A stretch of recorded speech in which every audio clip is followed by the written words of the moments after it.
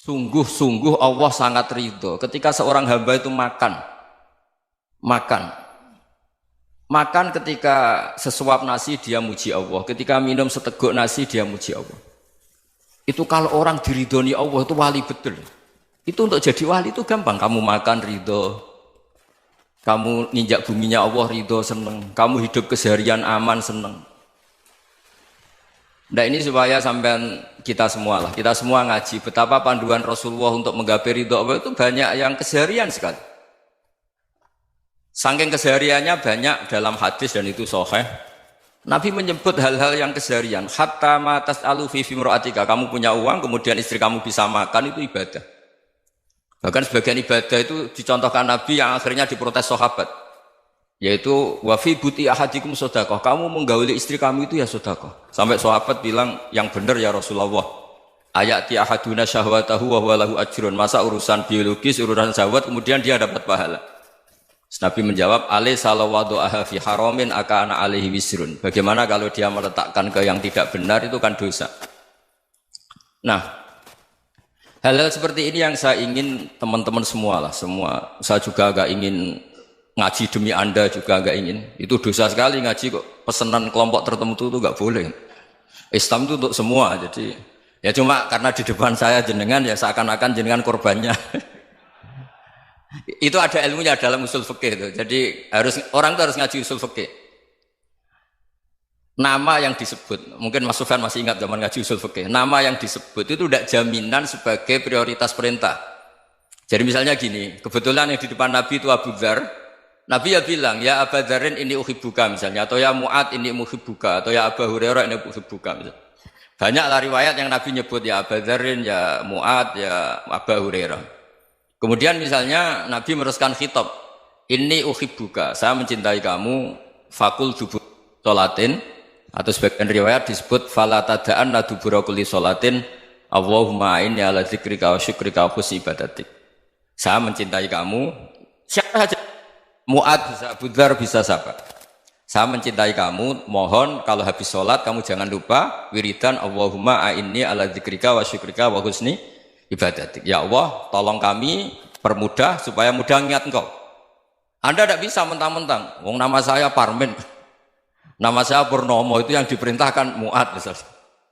Jadi yang disebut satu, tapi khitab itu untuk siapa saja. Saya teruskan. Jadi saya mohon semua kita melakukan kebaikan itu, kalau dalam kaidah fikih disebut al-yakin la yuzalu bisyak. Banyak kebaikan yang kebenarannya itu 100%. Tidak punya efek samping ke pihak lain, ke kelompok lain, ke komunitas lain.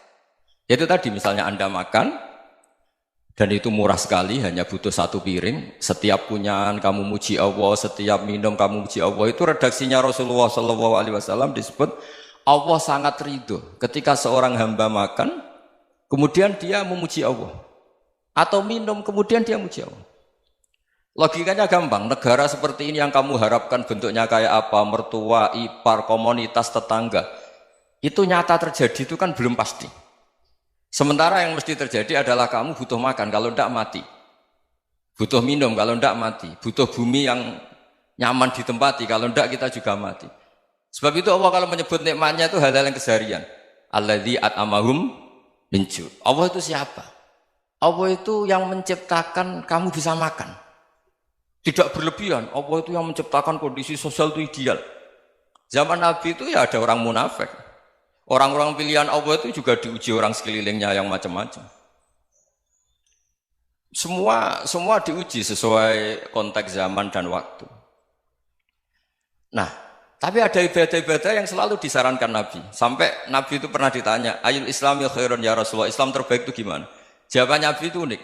It'amut to'am. Islam terbaik itu ya makan-makan, santai-santai. Ketika Allah menyebut beberapa kebaikan, falak tahamal aqobah, wa ma adrokan apa? Mal aqobah. Terusannya apa? Fakku rokobah. Terusannya apa? Au it'amun fi yaumin di masubah. Ya, atau acara makan-makan itu juga Islam. Kenapa? Ya bayangkan kalau tidak ada makanan, kita mati kan?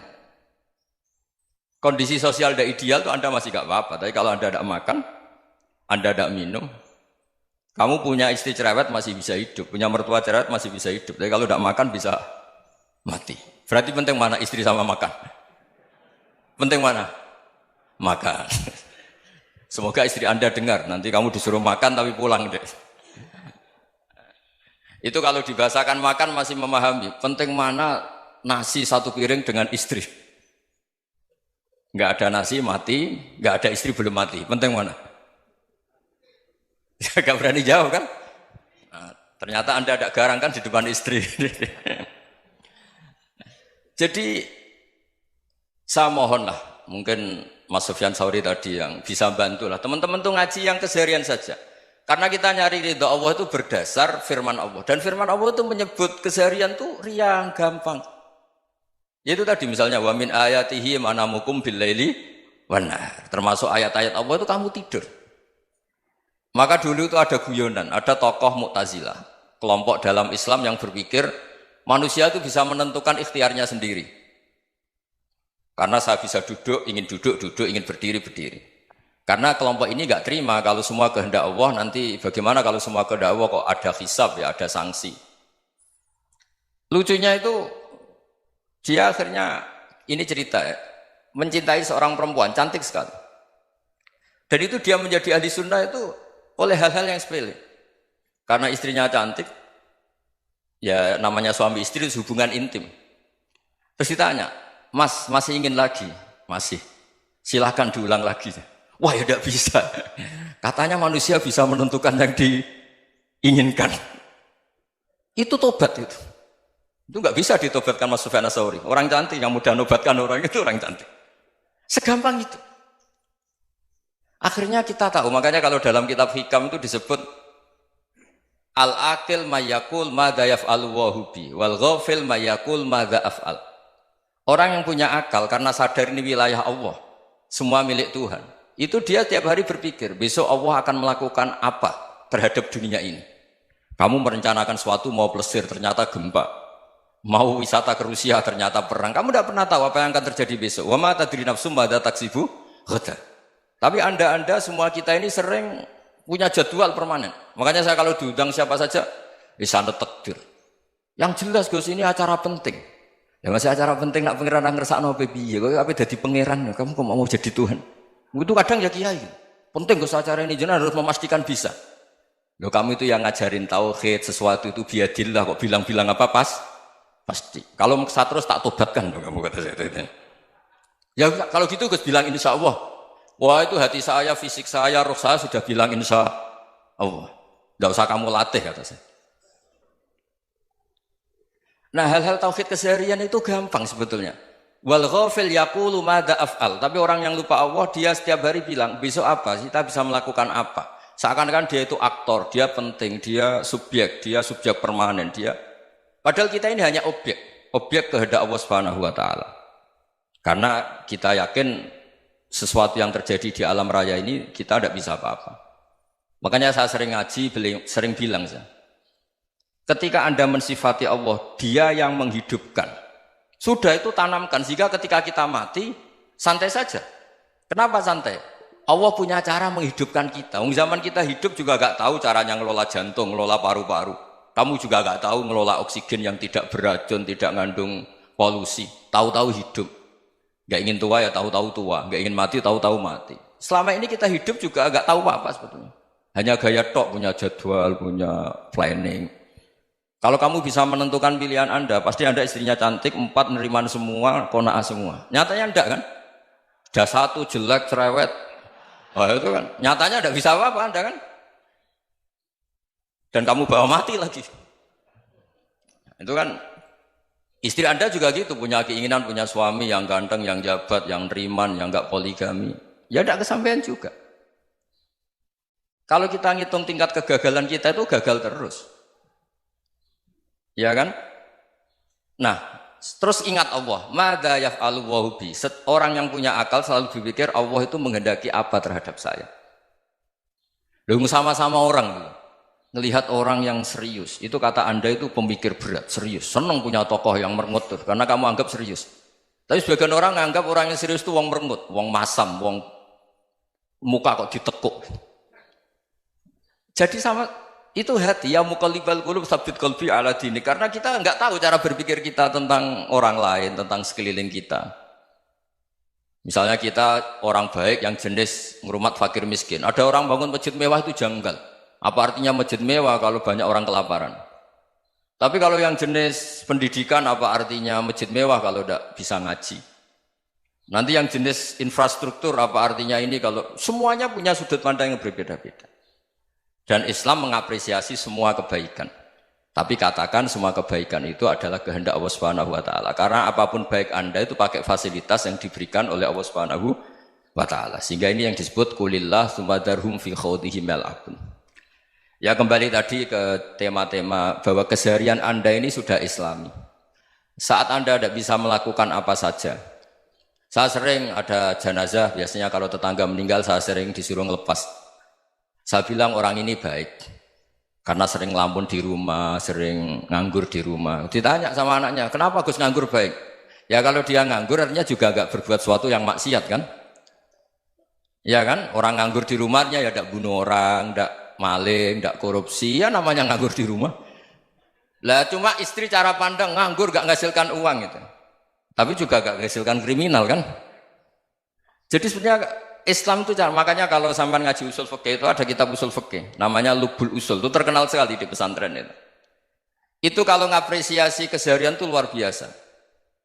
Izma min mubahin illa wa yatahaqququ bihi tarku haramimma. Karena keseharian yang mubah saat Anda lakukan itu ada kehebatan yang luar biasa, yaitu meninggalkan haram. Makanya dulu banyak orang-orang alim ketemu temannya itu guyon sampai semalaman. Itu biasanya yang semangat Islam itu kiai kok tidak tahajud, kiai kok tidak witir. Orang yang sedang mapan uangnya banyak, malam itu tidak kelayaban itu sudah luar biasa. Melawan nafsu supaya tidak maksiat itu sudah luar biasa. Supaya lupa guyon sama temannya semalaman sampai subuh. Gejlok-gejlokan kenang zaman miskin, zaman kuliah nggak jelas, zaman apa. Melihatnya jangan tarkut tahajud. Seperti ini meninggalkan tahajud, tapi meninggalkannya ini talkul muharramat. Jadi kayak apa hebatnya? Sehingga Imam Ghazali punya riwayat yang agak unik. Hatta takuna ibadatu akhiri hadil ummah iku an-naum. Sehingga suatu saat ibadah terbaik umat ini itu tidur. Itu kan riwayat kontroversi. Ketika Imam Ghazali saja, kenapa iya? Kenapa kamu mulai keluar dari rumah itu sudah banyak maksiat? Melihat perempuan yang enggak mahram, melihat fenomena. Tapi kalau kamu tidur itu enggak melihat apa-apa. Tapi juga kamu jangan nganggap tidur itu ibadah betul. Saatnya melakukan fardu ain malah masih tidur. Tapi itu sudut pandang yang menjadikan kita Islam itu gampang. Jadi saat Anda tidak bisa aktivitas apa-apa, misalnya ada beberapa orang yang lumpuh. Lumpuh itu memang nggak bisa Jumatan, nggak bisa ibadah, tapi dia juga nggak bisa maksiat. Tidur itu memang Anda saat itu tidak bisa tahajud, tidak bisa witir, tapi saat itu ada zina, ada maling, tidak gosipkan orang, tidak bully orang, tidak menanamkan kebencian, tidak hasud. Sehingga tidur menurut Allah Ta'ala wa min ayatihi manamukum billaili apa? Wan-nahar. Karena di tidur itu selain ada unsur istirahat, jaga kestamina, juga ada unsur meninggalkan beberapa keburukan. Nah saya mohon ibadah yang keseharian ini kita jaga. Supaya kita semua baca ayat itu fasih. Fasih itu tertanam di hati. Allah itu siapa? Alladzi at'amahum min ju'i wa amanahum min khauf. Dan Allah kalau cerita di Quran itu anna sababnal ma'a sabba thumma syaqqaqnal ardha wa syaqqa fa ambatna fiha habba wa inaba wa qadba wa zaituna wa nakhla wa hadaika hulba. Kamu tahu saya ini siapa kata Allah? Saya ini adalah Tuhan yang menurunkan air. Kemudian ada tanaman banyak. Habba wa inaba wa qadba, ada zaitun, ada tin, kalau orang Jawa mungkin ada tela, ada padi, ada mangga, ada pisang. Sudah. Wa inaba wa zaituna wa nakhla wa hadaika hulba. Ada perkebunan yang lebat. Tujuannya apa? Mata Allahkum, silahkan kamu pakai, kamu nikmati. Tapi karena kadang kita ini punya ide-ide besar. Tadi untuk syukur saja nunggu punya istri riman, rumah baik, tetangga baik, komunitas baik, semuanya baik baru syukur. Lama-lama nanti ada di surga, syukurnya nunggu surga paling kelas A. Itu sudah ada yang menghuni Rasulullah, kamu nggak boleh di situ. Masa untuk syukur saja? Repotnya Masya Allah. Jadi mohonlah Quran yang kalau Anda hafalkan juz sama itu kan ada ayat-ayat yang kayak tadi. Ya, fal yang dzuril insanu ila ta'ami. Coba lihat Apa yang kamu makan ya? Dari mana? Dan untuk mempertahankan hidup kamu keseharian. Jadi jangan kira ibadah itu harus membentuk komunitas yang versi Anda. Ibadah itu harus yang hal yang mulu-mulu. Kesehariannya Anda alami. Loh ini saya tidak bikin-bikin. Saya ngaji bukan karena berdasar pesanan. Itu ayat yang saya baca kan betul ada ayatnya kan. Fal yang dzuril insanu ila ta'ami anna sababnal ma'a sabba thumma syaqqaqnal arda syaqqa fa ambasna fiha habba wa inaba wa qadba wa zaituna wa nakhla wa hadaiqa ghulba. Terusannya apa? Mata'al lakum, silakan kamu nikmati. Mata itu silakan kamu nikmati. Ya kayak sampean dikasih hidangan ya makan. Ya sudah makan, habis makan ya minum, habis itu ngantuk ya tidur. Ya sudah normal-normal saja. Kayak apa indahnya Islam? Tapi Anda mencari Islam yang gimana lagi? Nah itu yang diajarkan guru-guru kita, diajarkan sanad kita sampai Wali Songo, sampai Rasulullah SAW. Bahwa pada akhirnya ada jihad, ada perang. Itu dulu memang perang, bukan membunuh, beda. Dulu kita dijajah Belanda ya perang, dan itu normal karena kita dijajah. Jadi ketika orang lain ingin baik sama kita, wa in ahadum minal musyrikin astajaruka ya fajirhu hatta yasma'a kalam Allah. Kalau mereka ingin baik ya kita baik. Makanya ada istilah mustakman, mu'ahad. Kalau mereka ingin damai, berdampingan dengan kemajmukan ya itu yang lebih baik. Karena memang Islam menghormati proses perdamaian. Wa in janahu lis-salmi ya fajnah lah. Kalau ingin damai ya kita harus